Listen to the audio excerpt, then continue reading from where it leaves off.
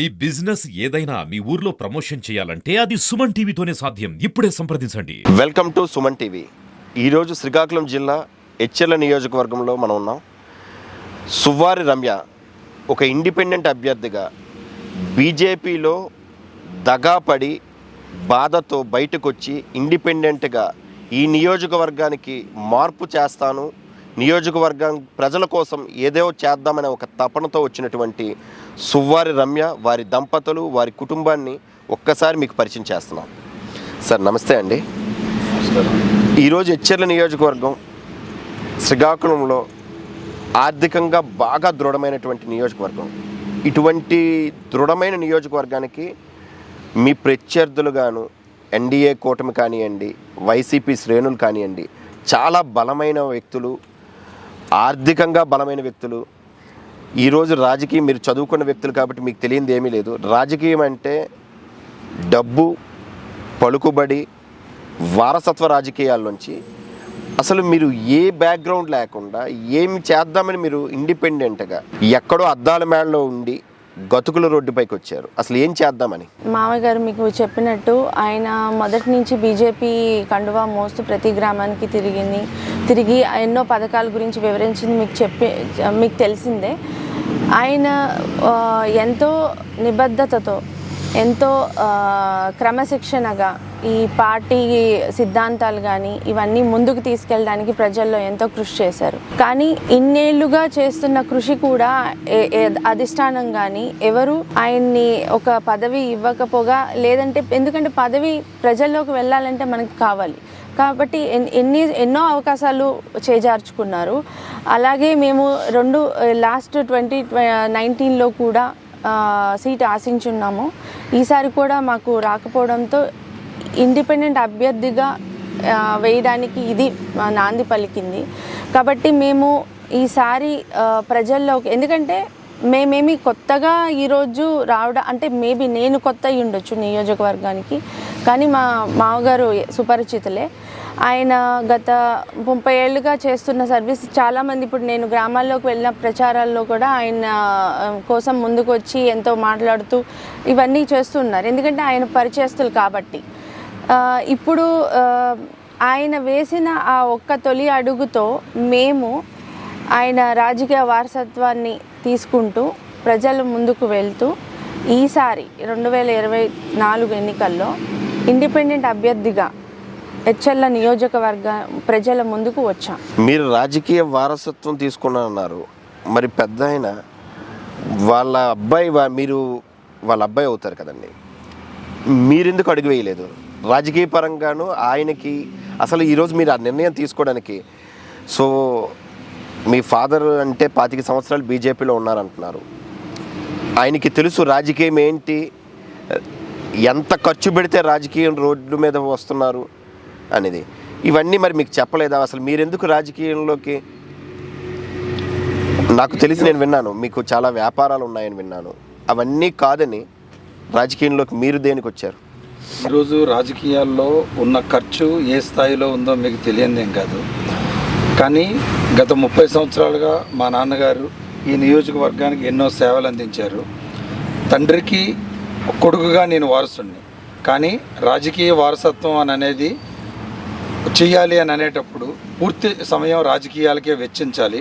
So నాకు already వ్యాపారాలు ఉండటం వల్ల ఆ వ్యాపారాల మీద నేను దృష్టి పెట్టి ఇక్కడ జరుగుతున్న రాజకీయ నాయకుల్లాగా, రాజకీయం అంటే వాళ్ళకు వృత్తి, రాజకీయంలోనే సంపాదించాలి, రాజకీయంలోనే జీవించాలి.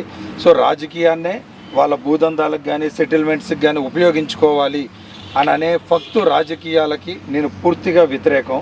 సో నా వ్యాపారాల ద్వారా నేను వ్యాపారంలో సంపాదించే డబ్బును కానీ, నేను వ్యాపారంలో సంపాదించే పేరు ప్రతిష్టలను కానీ ఎక్కడా కూడాను ఈ రాజకీయాలకు ముడిపెట్టదలుచుకోలేదు. సో నేను నా తండ్రికి కొడుకుగా వారసుడిని, కానీ రాజకీయ వారసత్వాన్ని మాత్రం శ్రీమతి రమ్య గారే ఈ నియోజకవర్గంలో ముందుండి నడిపించడానికి పూర్తి సాయశక్తులు ఆవిడ ప్రయత్నం చేస్తారు. ఆవిడ వెనకుండి ఆవిడకి కావాల్సిన ఎటువంటి అవసరాలనైనా కూడాను రాజకీయాలకి కావాల్సిన అవసరాలను ఏ ఆర్థిక వనరులను కానీ ఏదైనా కూడా ప్రభుత్వ నిబంధనల మేరకు అందించడానికి నేను ఎప్పుడూ సిద్ధంగా ఉన్నాను. తప్పకుండా అటువంటి ప్రయత్నమే ఇప్పుడు హెచ్ఆర్ఎల్ నియోజకవర్గంలో జరగబోతుంది. అంటే రాజకీయ వారసత్వం మీ భార్య గారికి ఇస్తూ కొడుకుగా మీరు బాధ్యత తీసుకున్నారు. సో ఎందుకు కొడుకుగా నేను తీసుకున్నాను అని అంటే, సో మా తండ్రి 30 సంవత్సరాల నుంచి ఈ నియోజకవర్గానికి ఎంత సేవ చేశారో నేను చూశాను. సో రాజకీయాల్లో వచ్చి ఇప్పుడు ఏ విధంగా అయితే వీళ్ళు డబ్బులు సంపాదించుకుంటున్నారో అది కాదు, ప్రజాసేవ చేయడం ద్వారానే రాజకీయాల్లో పూర్తిగా మనం అంటే ఒక ఆయన పిల్లలుగా మేము ఏ విధంగా సెటిల్ అయ్యామో నియోజకవర్గంలో ఉన్న ఆయన పిల్లలందరూ కూడాను ఆ విధంగానే సెటిల్ అవ్వాలి, ఆ విధంగానే వృద్ధిలోకి రావాలి అని ఆయన కోరుకున్న ఏదైతే ఒక మార్పు ఉందో ఆ మార్పుకి ఈరోజు హెచ్ఆర్ఎల్ నియోజకవర్గంలో మేము శ్రీకారం చుట్టాం. అంటే మేము విన్న సమాచారం, మాకు తెలిసిన సమాచారం ప్రకారంగా మీకు పూణేలోని, బెంగళూరులోని, హైదరాబాద్లోని బిజినెస్లు ఉన్నాయి. అక్కడ మీరు సేవ అని మాట్లాడుతున్నారు. ఆల్రెడీ మీరు కొన్ని ట్రస్టుల ద్వారా కూడాను మీ సొంత డబ్బులతో, మీ కంపెనీ ఫండ్స్తో మీరు ఆల్రెడీ సేవ మార్గం చేస్తున్నారు. మరి అది సేవ అవ్వదా? మీకు అంటే ఒక కంపెనీగా మాకున్న లిమిటేషన్స్లో మా కార్పొరేట్ సోషల్ రెస్పాన్సిబిలిటీ ఫండ్స్ ద్వారా కానీ లేదా వ్యక్తిగతంగా మేము సంపాదించిన మా ఇన్కమ్స్ నుంచి కానీ కొంతవరకు చేయగలం. కానీ ఒక బాధ్యత, ఎమ్మెల్యే అనే ఒక బాధ్యత ఉంటే దాని ద్వారా చేసే సేవ చాలా విస్తృతమైనది. యాక్చువల్గా మన నియోజకవర్గంలోనే ఇన్ని సమస్యలు ఉండి మన నియోజకవర్గంలో పెన్షన్ రాని వాళ్ళు ఉన్నారు, మన నియోజకవర్గంలో ఎటువంటి ఆదరణ లేని వాళ్ళు ఉన్నారు, మన నియోజకవర్గంలో ఎన్నో జబ్బులతో బాధపడుతున్న వాళ్ళు ఉన్నారు, ఇక్కడ ఏదైతే వాయు కాలుష్యం కానీ నీటి కాలుష్యం ద్వారా ఇబ్బంది పడుతున్న వాళ్ళు ఉన్నారు, చాలామంది విద్యా ఉపాధికి దూరంగా ఉన్నారు. వీళ్ళందరినీ కూడాను మనం ఎక్కడో బెంగళూరులో ఉన్న వాళ్ళకో, హైదరాబాద్లోనో, పూణేలో ఉన్న వాళ్ళకే ఉపాధి అవకాశాలు, ఉద్యోగ అవకాశాలు లేదా వైద్య ఆరోగ్య అవసరాలని తీర్చడానికే కాదు, మన నియోజకవర్గంలో ఇబ్బందులు పడుతున్న పేదవారికి కానీ మన నియోజకవర్గంలో ఉన్న నిరుద్యోగ యువతకు అవకాశాలు ఇప్పించడానికి ఇక్కడ ఉన్న ఫార్మా కంపెనీల్లో కానీ ఇక్కడ ఉన్న వివిధ కంపెనీల్లో ఒక కంపెనీ ఓనర్గా లేకపోతే ఒక కంపెనీ అధిపతిగా నాకు కొన్ని పరిమితులు ఉంటాయి. అలాగే కొన్ని విషయాల మీద అవగాహన ఉంటుంది. ఇక్కడ రాజకీయ నాయకుల్లాగా వాళ్ళ నుంచి ఏదైనా స్వలాభం కోసం ఆలోచించడం కానీ ఆశించడం కానీ కాకుండా తప్పకుండా మా రాజకీయ ప్రత్యర్థులకు ఏదైతే ఆలోచన ఉందో ఆ ఆలోచనకు భిన్నంగా ఏదైతే స్థానిక యువతకు ఉపాధి అందించాలి అని అనేది, స్థానికంగా విద్య, వైద్య, ఆరోగ్య అవసరాలని తీర్చాలి అనే ఒక లక్ష్యంతో మేము ముందుకొచ్చాము. తప్పకుండా దాన్ని ఫుల్ఫిల్ చేయడానికి ఈ రాజకీయాలు అని అనేది ఈ పోటీ రాజకీయాల్లో నెగ్గుకు రావడం అని అనేది ఒక తక్షణ అవసరం. ఈ రాజకీయాల పునాదిగా మా సేవా దృక్పథాన్ని కానీ మేము చేస్తున్న సేవలను కానీ విస్తృతం చేయాలనే ఈరోజు రాజకీయాల్లో పోటీ చేయదలుచుకున్నాం. ప్రతి రాజకీయ నాయకులు ఖచ్చితంగా చెప్పేది ఈ నియోజకవర్గాన్ని అభివృద్ధి చేస్తాను అంటారు. చేశారా లేదా అన్నది ప్రజలకు ఆలోచనలో ఉండిపోతుంది. అది చేశారా తెలుసుకునే లోపల మళ్ళీ ఎలక్షన్లు వస్తున్నాయి. అసలు నియోజకవర్గంలో అభివృద్ధి అంటున్నారు. మీరు ఎక్కడి నుంచో వచ్చారు. అసలు ఈ నియోజకవర్గంలో సమస్యలు ఏంటో మీకు తెలుసా? అసలు ఈ సమస్యలపైన ఏదో పోరాడతాను అంటున్నారు. అసలు ఫస్ట్ సమస్యలు ఏంటో మీకు తెలుసా? మీరు అన్నట్టు మేము ఈ రాజకీయాల్లో కొత్తగా వచ్చినాము, మాకు ఏం తెలుసు వీటి గురించి అని. కానీ మేము ప్రజల్లోకి విస్తృతంగా వెళ్తున్నాము. ఎక్కడికి వెళ్ళినా, ప్రతి గ్రామానికి వెళ్ళినా మేము ప్రతి ఒక్కరిని పలకరించి వాళ్ళని ఒక్కొక్కరుగా సమస్యను అడిగి ఒక బృందంగా ఏర్పడి కూడా వాళ్ళ సమస్యలను అడుగుతూ మేము వెళ్ళిన ప్రతి ప్రాంతంలో ఒక్కొక్క సమస్య ఉంది. లావేరు తీసుకున్నట్లయితే చేనేత కార్మికులు అక్కడ మెజారిటీ వాళ్ళే ఉన్నారు కాబట్టి వాళ్ళకి ఎన్నో సమస్యలు ఉన్నాయి.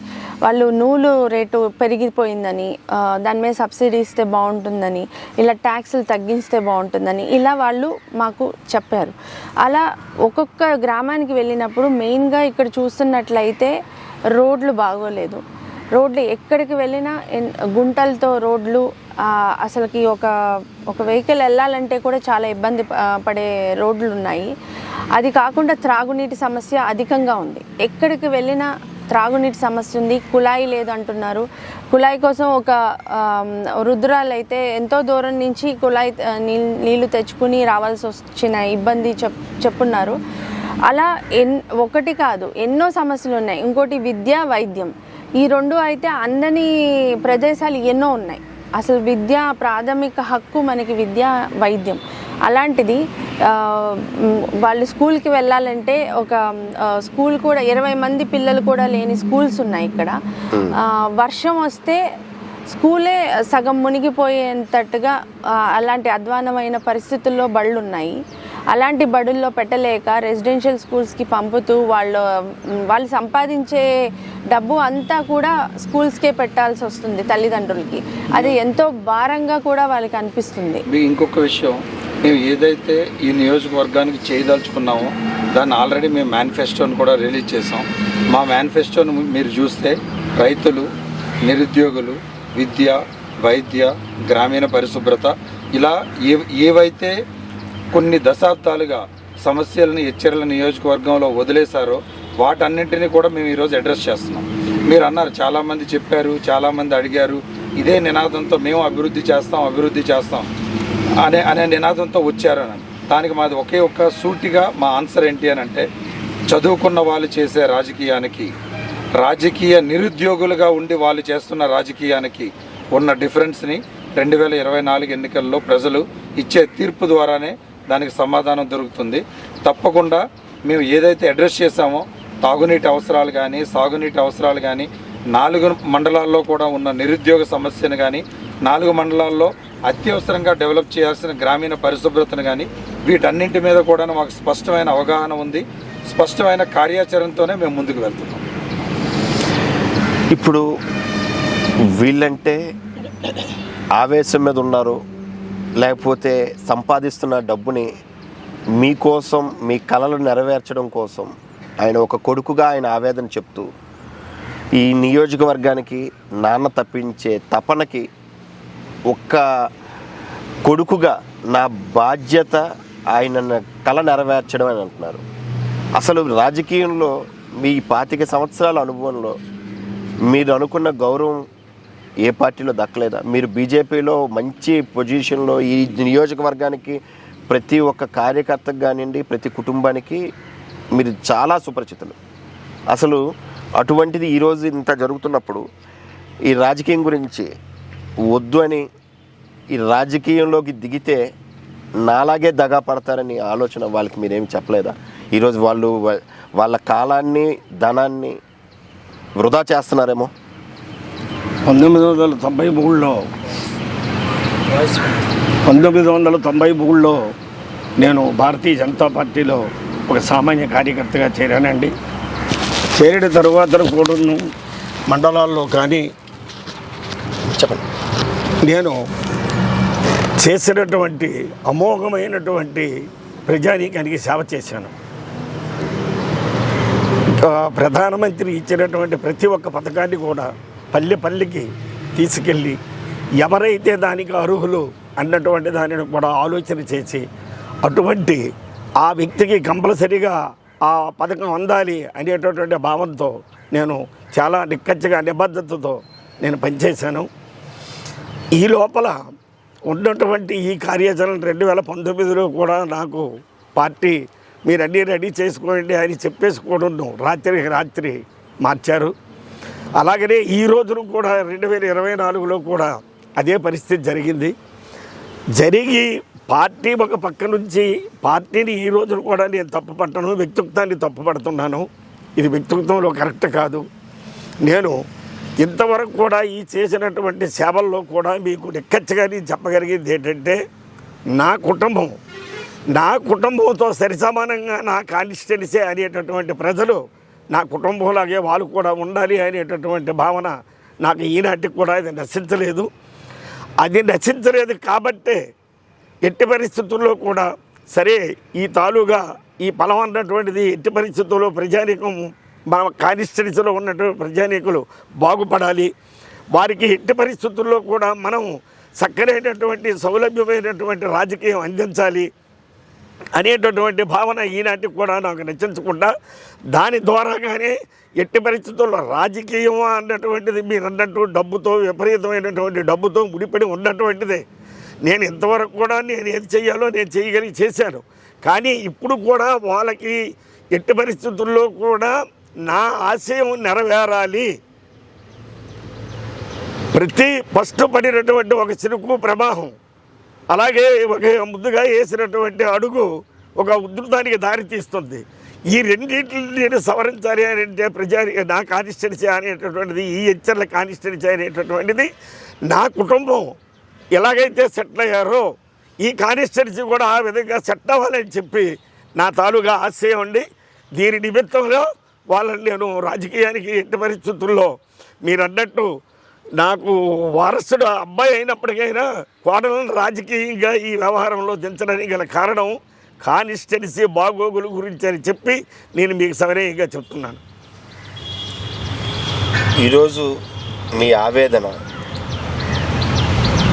మీరు పడిన బాధ పార్టీలపైనో పార్టీ వ్యక్తులపైనో బయట ప్రపంచం అంటే మీ నియోజకవర్గంలో ఉన్నటువంటి టాక్, మీ ప్రత్యర్థుల టాక్ ఏంటి అంటే ఆయనకి తగిన సీట్ ఇవ్వలేదు, ఏం చేశారని ఇవ్వాలి, లేకపోతే ఆయనకి తగిన బ్యాగ్ అందలేదు కాబట్టి ఎక్కడో పట్టణం నుంచో టౌన్ నుంచి వచ్చిన వాళ్ళ కొడుకు వ్యాపారం కదా,